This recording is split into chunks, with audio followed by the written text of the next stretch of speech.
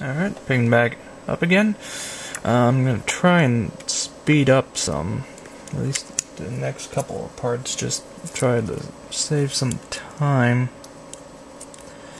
as this is starting to take up longer than I had expected it would. Alright.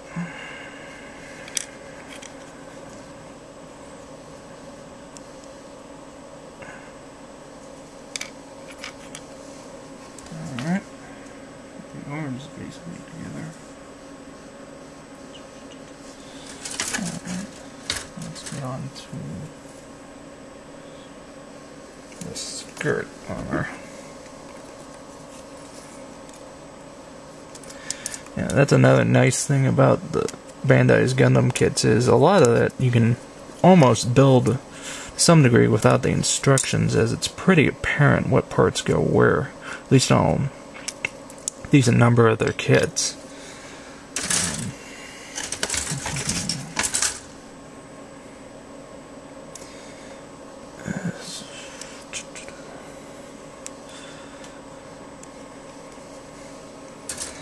As I said before, they do make really good kits. In fact, I'm gonna have to actually glue this to the other. And again, this is where planning comes definitely into a big factor. Is when you're doing stuff like this, definitely want to make sure you've planned out how you're gonna build a kit, as even on these little kits where you're not doing too much, it still pays off to have an idea, at least, of how you're going to approach it.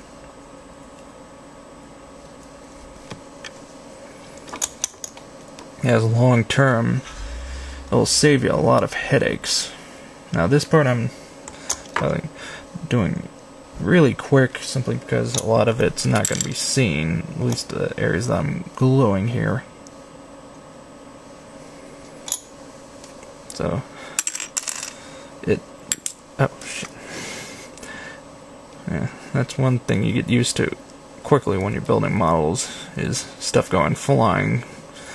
This thing to be careful of and be prepared for. Okay, now I'm finally gonna sand down these, since they've had enough time now for the glue to set up. Now, another technique you can also do if you want to if you're really paranoid about sanding down too much, is to wet sand, as the water effectively, to some degree, acts like a lubricant and helps also keep dust away, which in turn acts as a sanding material to some degree. Typically, you'll definitely want to wet sand if you're working with resin, just because the dust will kill you. Not even gonna try and dress it up, it will kill you. As that stuff's almost like asbestos, and if it gets in your lungs.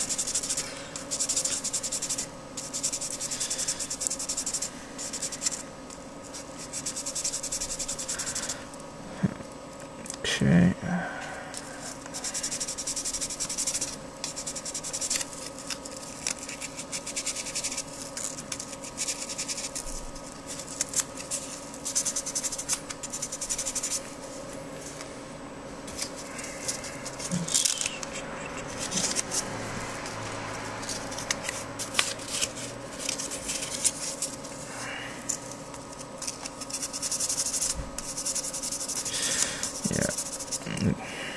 Again, typically, the hardest part is trying to think of stuff to really talk about when I'm doing this. It was something I knew was going to be a slight problem when I did these videos, but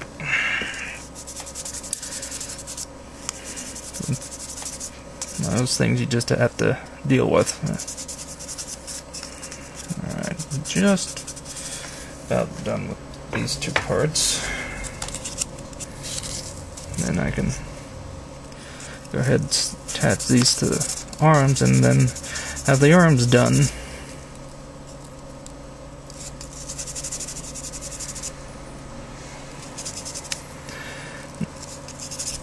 Okay. Alright. Touch that there.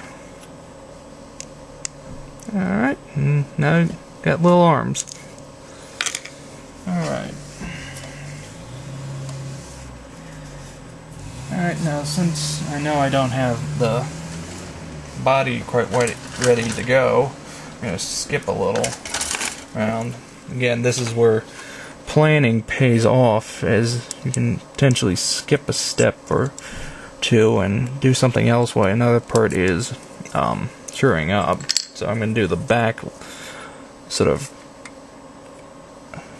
wing type armor, cloak, whatever. Okay. Okay.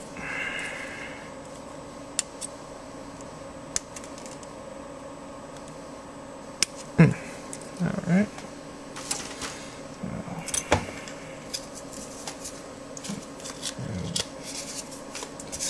Sure, I grab the right grit sandpaper. Okay, here we go. Let's do this real quick since I'm almost out of time. And yeah, I still got a little time left. Yeah. Alright.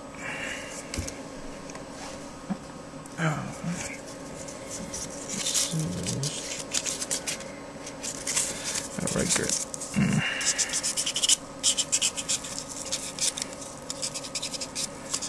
Okay. Yeah.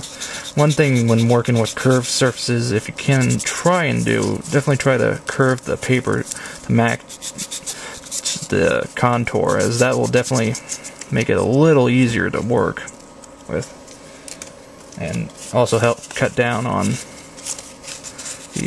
any potential for oversand.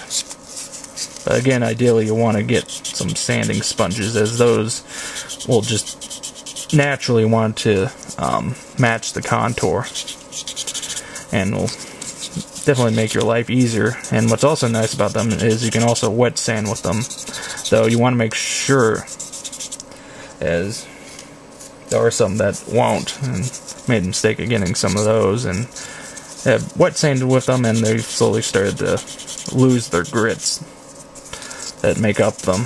Alright.